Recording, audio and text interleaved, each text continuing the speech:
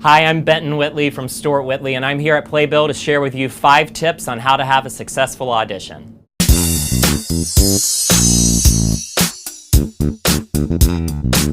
Tip number 1. What songs should actors have in their audition books? You should have songs in your audition books that authentically represent yourself, but also smartly represent what's going on right now in commercial musical theater. That means finding songs that you actually see yourself in the material that you're singing. It's so important that the songs that you sing represent yourself. You come into an audition room, we fully take in what you look like, and then the music starts and you open your mouth. And the words that come out need to make sense for the person that's standing right in front of us. When there's a harmonious world where visually and audibly and emotionally everything lines up, then you become the perfect type, right? You are a type then when what you actually exude matches what you actually are saying. Tip number 2, how important is it for you to have your sides memorized in an audition? It's so important for you to have your sides memorized in an audition. Come into the room, do the work outside the room first, but come into the room with the sides in your hand. Even if you have them memorized, still hold them in your hand for 2 reasons. 1, auditions are really stressful. You never know what's gonna happen. And when the shit hits the fan and you don't know what the next line is, at least you'll have that security blanket right there in your hand. And then 2, holding those sides in your hand actually gives the illusion to everybody behind the table that you're not a finished product yet. And if you get hired, there's a whole rehearsal process that's in front of you that you're going to actually get the time needed with the creative team to develop the character further.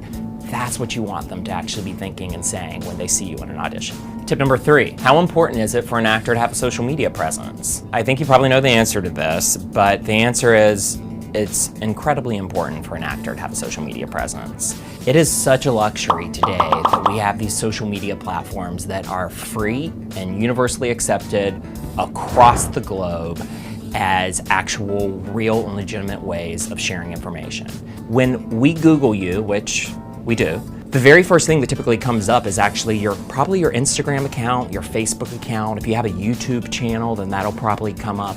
And then maybe like further down the page will be your actual personal website that you've worked your butt off to create. Those social media platforms are so useful today. Just post that you are alive, happy, and thriving human being. It's the perfect place to actually post videos of you doing your work, dancing, acting, singing, being funny, being creative, showing your true self to the world. Join social media, use it to your advantage. It's a really exciting thing, and it's frankly where some of us have found some of the biggest and brightest stars of tomorrow have been from social media.